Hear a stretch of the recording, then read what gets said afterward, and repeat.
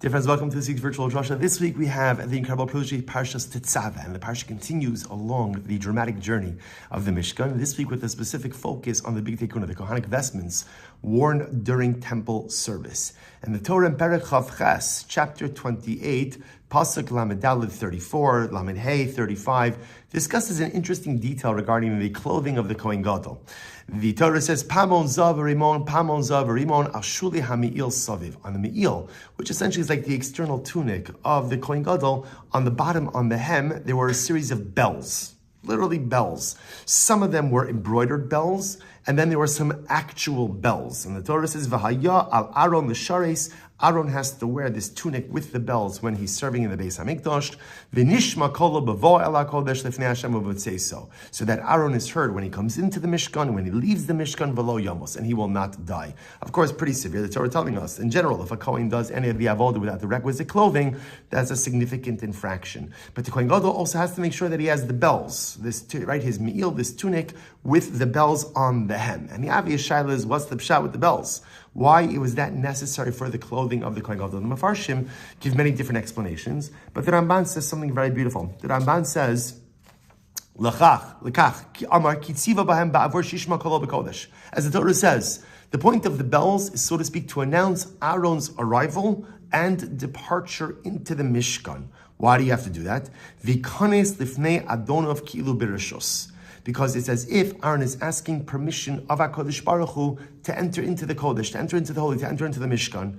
Ki haba behecha melech pitom, chayiv misa betachsisei malchus. Everyone knows that with a human king, if you want to come see the king, you can't just roll in, you can't just walk in, you need an appointment, right? You need someone to escort you in. Again, very inyane diyoma, right? Esther Malka, even once Mordechai alerts her to the plight of the Jewish people, is very reticent to go in. Why? Because she says, I haven't been summoned to the king all of these days, and everyone knows if you go into the king uninvited, you run the risk of off with your head. So therefore the Ramban says something amazing. The Ramban says that the Mishkan is the palace of the Ribono Shel Olam. And just like in the palace of a human king, you can't go in unannounced. You can't just roll in. But rather, again, your arrival must be announced, must be heralded. So too, when the Kohen Gadol goes into the Mishkan, it's HaKadosh Baruch Hu's palace. You can't just walk in. You have to announce your arrival. How does the Kohen announce his arrival? The bells. The sound of the bells announces his arrival in the Kodesh, in the Holy, in the Mishkan, and this is out of deference and respect to the Ribono Shel Olam. You're entering into God's palace, announce your arrival. But there's a simple yet fundamental shayla, a question that one could ask, which is, remember, on the holiest day of the year, Yom Kippur, the Kohen Gadol, the holiest man in Klal Yisrael, enters in to the holiest place, the Kodesh HaKadoshim, the Holy of Holies. One man, once a year, one place. Yom Kippur, Kohen Gadol, Kodesh HaKadoshim, Holy of Holies. And it's the only time of year that the Kohen Gadol has the license to enter into the Holy of Holies. Yet, interestingly enough, what does the Kohen Gadol wear when he enters into the Holy of Holies, into the Kodesh HaKadoshim? A plain white linen tunic, a plain white linen clothing. No bells. Now, it's intriguing, right? Because if the point of the bells is to announce, the Pamonim is to announce the arrival of the Kohen into the palace of HaKadosh Baruch Hu, then if the Kohen Gadol has to wear that day in and day out, I would have thought, alachas kama v'kama, all the more so, that he has to wear it on Yom Kippur, when he's entering into the Holy of Holies, the Kodesh HaKadoshim. Yet, as we know, the halacha is he doesn't. So why not? Why no bells on Yom Kippur when you're entering in, not just into the Mishkan or into the Mikdash, but into the holiest part? Again, if there's one day that should require the bells, it dafka should be Yom Kippur when you're going into the Holy of Holies, which is literally like the chamber of the Ribono Shel Olam. What's the pshat? The Baal HaTanya in the Sefer Ma'amorim says something incredibly beautiful. And he says the following. He says, Shebederach klal, avodas Hashem hi ba'ofen delo barash Hashem. In general, one's avodas Hashem, one's service of God, is done quietly. Now, this means a number of different things. On a simple example, right? Aloha is you're supposed to daven out loud, because davening out loud helps to engender kavanah, concentration. Yet the Mishnah Berurah says you can't daven so loud that you disturb someone else. You daven out loud, but still, it's got to be in moderation. When we perform mitzvahs, we do so with a sense of humility, a sense of modesty. I don't have to ring my own bell, I toot my own horn. I don't have to go ahead and make noise about it. But in general, service of HaKadosh Baruch Hu is done lo barash, not with a lot of fanfare, not with a lot of noise, but quiet, modest, nuanced. Mikol makom. So the Baal HaTanya says there's an exception to this. Avodas ba'ali tshuva hi berash. But however, when a person does tshuva, when a person undergoes the cathartic change of repentance, person becomes about tshuva, person tries to become better, tries to fix the things that are broken, so that process makes a lot of noise. That process creates a rash, creates a ruckus, creates a cathartic cacophony. The Baal HaTanya says, he says ultimately again, Ki kevan shebarechu min hara. What's tshuva? Tshuva is a person running away from that which is evil. Makom hamavas v'atoma, running away again from impurity. Lachin avodas hi berash. That act of running away from the things that are not good for me, that act of running towards the things that are good for me, that act, that avoda of fixing the things that are broken, that creates a cosmic noise. That creates a ra'ash that could be heard everywhere. Not a noise that is heard by the ear. Not a noise that ultimately, again, could be discerned by the physical senses.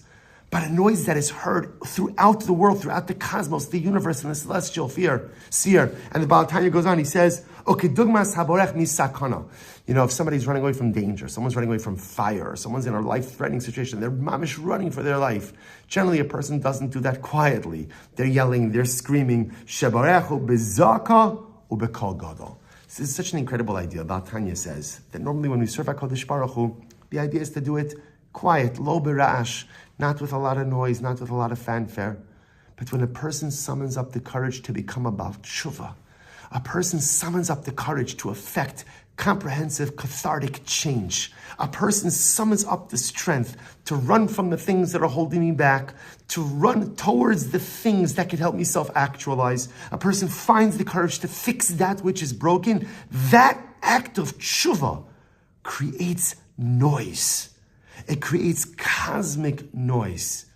Because when the universe sees a person engaging in the self-evaluative process of tshuva, when the cosmos sees a person who is willing to swim against the tide, to become the best version of themselves, it sends the entire universe into an uproar, a beautiful, holy uproar. Tshuva creates a rash, creates noise. And perhaps that's the pshat why the Kohen Gadol doesn't have to wear the bells on Yom Kippur. Because remember again, the Kohen Gadol on Yom Kippur is the paradigmatic Baal Tshuva. What is he doing? He's doing tshuva. The Kohen Gadol is doing tshuva. By the way, not only is he doing tshuva for himself, but he's the agent, he's the emissary for the tshuva of Klal Yisrael. The Kohen Gadol is engaging in his own process of tshuva and is the representative for the national tidal wave of comprehensive cathartic change of tshuva. The Kohen Gadol walks in. He doesn't need the bells to make noise. Why? Because he himself is creating a greatest amount of cosmic cacophony. He himself, through his process of tshuva, is creating so much noise. The bells are needed throughout the year to announce his arrival. But on Yom Kippur, he doesn't need bells because his actions, he's running away from the things that are holding him back and is running to the things that can help himself actualize, create the most soul-splitting noise that the universe could ever see. I think the Baal HaTanya is teaching us not only an insight into the Big Day Kahuna, why the Kohen needs the bells during the year but doesn't need the bells on Yom Kippur. He becomes the very bells of noise of Yom Kippur. His tshuva creates the noise.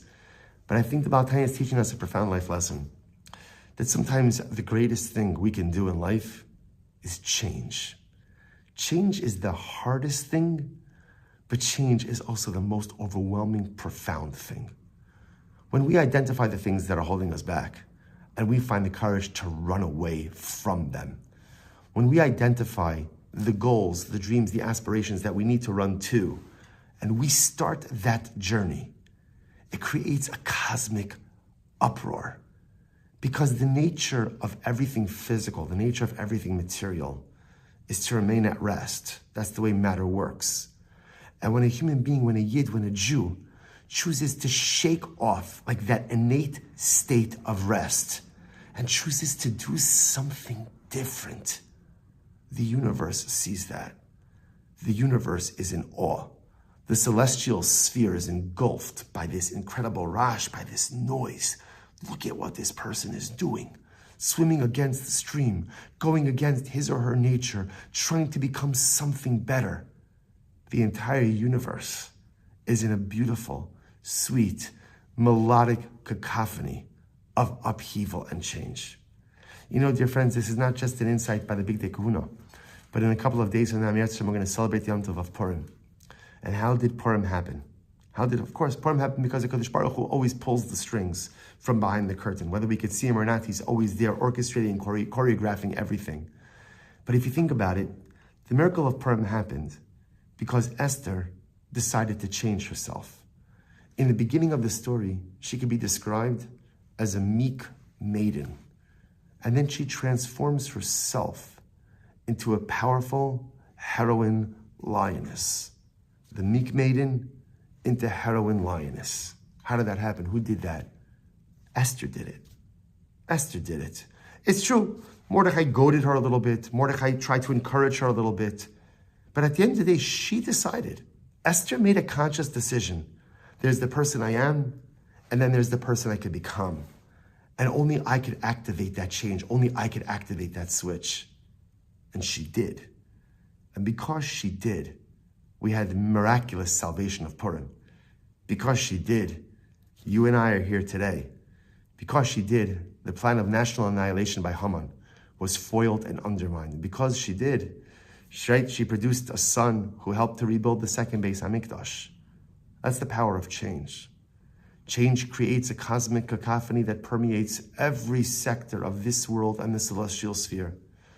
The power of change is that it allows us to become the people we need to become. It could change the course of our personal destiny and national destiny. The Kohen had to wear the bells throughout the year to announce his arrival. But on Yom Kippur, the day of change, he didn't need bells to make noise. His very persona sent shockwaves of noise everywhere and anywhere. HaKadosh Baruch Hu gives us the great gift of change. We just have to be courageous enough to use it. All of us have things that we know we do great and we do beautifully. And we also have things that we know need to change. And maybe they've needed to change for a very long time. I would say this is the season for change. But it's always the season for change.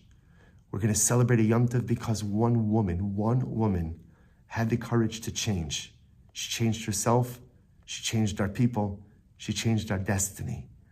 If we could reach down within ourselves and find the koach to change, you don't have to change everything, but maybe just change something. Maybe find the koach to fix one thing that's broken, to run away from one thing that's holding me back, or to run a little faster towards the things that I need for my own self-actualization. If we could tap into that power of change, then we too can create that cosmic cacophony. We too can create that rash. Then we can become the very bells of the hem of the Kohanic vestment, changing ourselves, changing our people, and changing our world. Wishing everyone a good Erev Shabbos and a beautiful Shabbos Kodesh.